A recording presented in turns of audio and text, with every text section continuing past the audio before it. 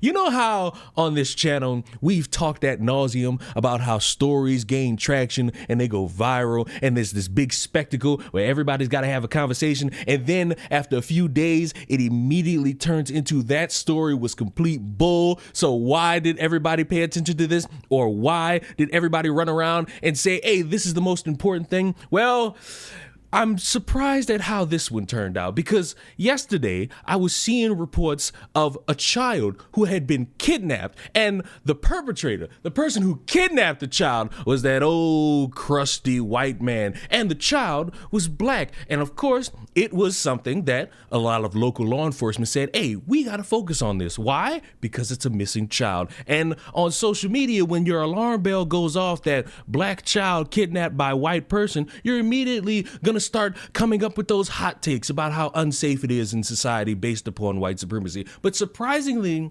I didn't see that, because as quick as the story of a kidnapped child gained traction, it immediately fell apart, because we weren't trying to find a missing child. We were trying to find a missing dead child. And it immediately went from a kidnapping investigation to a homicide investigation, where the mother seems to be the primary suspect. Nola Dinkins, mom and boyfriend, charged in suspected death of a 3-year-old girl.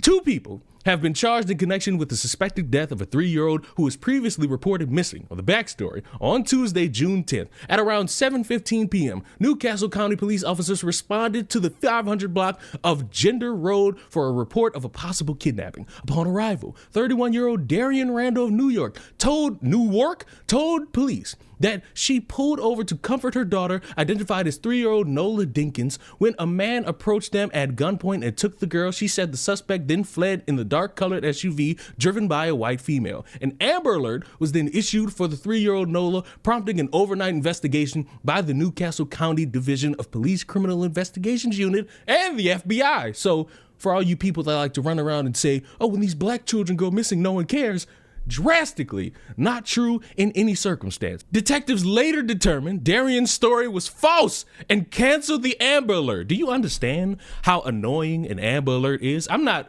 trying to make light of missing people, but do you understand that you're casually going about your day, especially at night? You're getting ready to go to bed, and after the hustle and bustle of a day's work, you just doze off to dreamland, and all of a sudden you got an alarm blasting from your phone from a missing child? Do you know how annoying yet considerate it is for somebody to have to suffer through that and hope for the best for a missing child, and then to find out that the child's not missing, the child's dead, and the mother is the reason that child might be dead? It'll piss a lot of people off. But then the Maryland State Police began investigating the case. On Wednesday, MDSP recovered the remains of a human consistent with that of a child. Oh God. The remains were found in a vacant lot in Cecil County. In an update Wednesday, Elena Russo, an MDSP spokesperson, said Randall, 31, and her boyfriend Cedric Antoine Britton, both of these, by the way, terrible names, both of Northeast Maryland, were arrested and charged in connection to the investigation. Randall has been charged with first and second degree murder, first degree child abuse resulting in the death of a minor under 13, and other related criminal charges. Britton has been charged with accessory to first and second degree murder after the fact, failure to report the child's death, and other related criminal charges. Digging deeper, police went to Randall's last known address in Northeast, where they made contact with Britton. Further investigation and questioning led to the recovery of human remains at the vacant lot. Randall is currently in police custody. And listen, I know I don't like calling my shot too early. I know I'm the guy that just says wait and let it play out and see how it all goes. But I feel like I've gained that repertoire to where I could do it at least one time. I could jump the gun. Either the mother did it and she is trying her best to make it seem like something else happened, or the boyfriend did it and the mother knew and they were trying really hard to make it out to be somebody else. And we've talked ad nauseum about things like this, how people will say something's going on and they'll implicate somebody else. And this one article doesn't even go into the descriptive detail about how the mother was trying to describe who it was that kidnapped her daughter. She was talking about how it was a white man, balding, and the person who was with him was a white woman. Do you realize that's every white person in Maryland? Balding, white, little chubby on the side? That's everybody. You can implicate anybody in Maryland in that moment. And we talk about how there's the ramification of somebody fitting that description just enough to where they're getting questioned, or maybe if they're a little bit too antsy, they may get into a situation where they end up dead. And it's this complex situation where people are creating these false pretenses. They're getting everybody hopped up and they're thinking to themselves, yes, this works. We can get away with it. All we have to do is line our stories up. But thankfully, the police smelled bullshit and they found a body. Now, is that child? Who knows? Time will indeed tell. But it's not looking good for you, Mom. It's looking like you had something to do with it because your child might have been dead from Jump Street. You came up with a story that the child had a temper tantrum, and we find out that, yeah, the child's dead. That's the ultimate tantrum to have. But you can't fucking do these things. You can't. It's just evil. You killing a kid, evil. You lying about killing a kid is evil. You being accomplice to somebody that you know killing a kid is evil. So if it comes down to it and we find out that you motherfuckers colluded to hide a dead body that's a child, I can't wait to see you in hell so that I can watch the devil give you the ultimate rim job. Hi, what you just saw was me talking about this on a live stream at like 10 o'clock in the morning on June 12th. And at time of me recording, it's still June 12th. It's all about to be 4:30 in the afternoon. And this story has gone up and down in so many different ways in just a few days, to the point where now it has come out that we're finally getting the truth, that this child was officially never missing and was never kidnapped. The child's been dead for maybe a few days, and it's the mother who is admitting to beating the child at least 20 times before reporting her missing, because authorities in Delaware investigating the kidnapping reportedly interviewed Randall, who initially made the number of false and misleading statements about some white guy kidnapping the kids in the charging documents. After some time, the charging documents state Randall ultimately admitted that the alleged kidnapping report was not true. Instead, the authorities said Randall told them that she struck the child at Britton's home, the boyfriend, at the Northeast house. Randall confessed to physically striking the child with a belt approximately 15 to 20 times about her body during the daytime hours on Monday. The charging documents go on to state that the child fell to the ground, who wasn't moving and was unresponsive. Randall told authorities she picked the child up, realized her daughter was no longer breathing, and called for Britton. Randall said she and Britton tried CPR but realized the child was dead. At that point, the charging documents state Randall and Britton put the child in Britton's vehicle and drove around for a while before returning home and putting the child inside a suitcase. Charging documents state that Randall put the suitcase in the basement overnight before asking Britton to take it somewhere. Randall stated that Britton removed the suitcase containing the child and later sent her a picture of a park. The boyfriend's information leads to police finding the body. On Wednesday, Maryland State Police interviewed Britton, who made a map of where he believed May on Wednesday, because ain't no way I could just read this in any fluid fashion. On Wednesday, Maryland police interviewed Britton, who made a map of where he believed Randall may have disposed of the body. The charging documents state that investigators went to an area on Dune Drive in Northeast where the remains were found in a suitcase. Britton's house backs up the vacant lot where he is accused of dumping the girl's body. The remains were consistent with an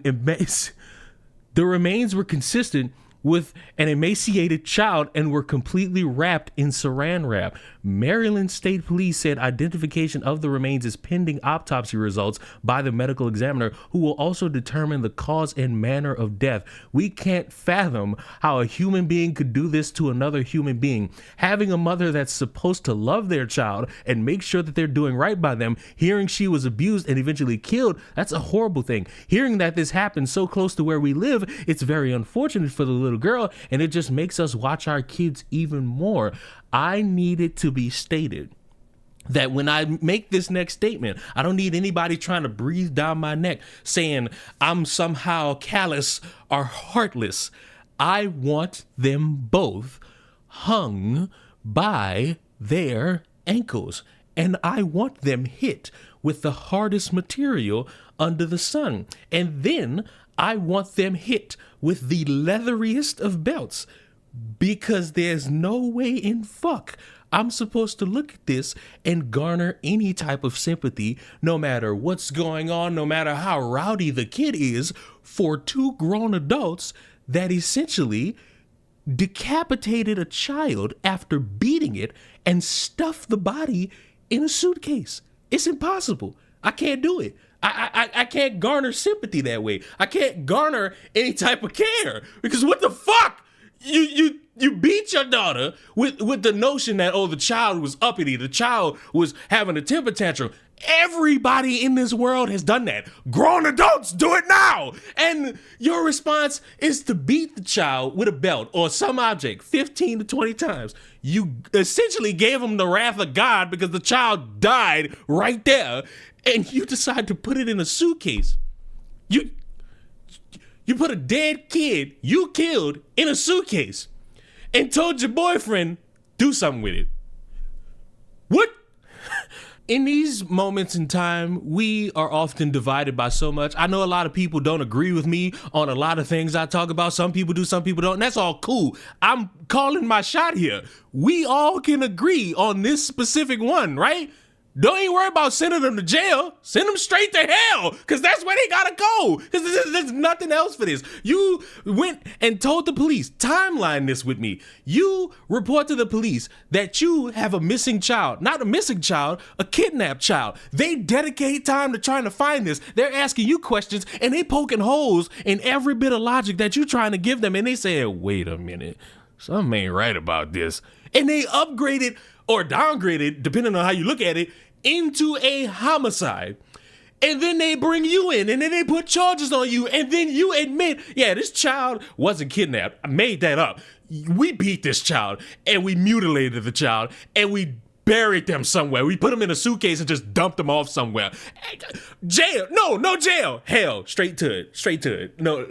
No way, shape, or form about it. Don't even waste my time trying to go through a trial. Just electrocute, because there's no way I'm supposed to sit here and think, yes, I want you to sit comfortably in a jail cell. That's my tax dollars going to you sitting comfortably, and I'm not for that shit right now. May that little girl, Nola Dinkins, rest in absolute peace.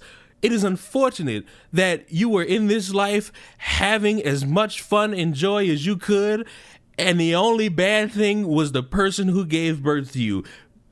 And for that woman and that man, I hope you rest in absolute piss and in nothing more. Goodbye.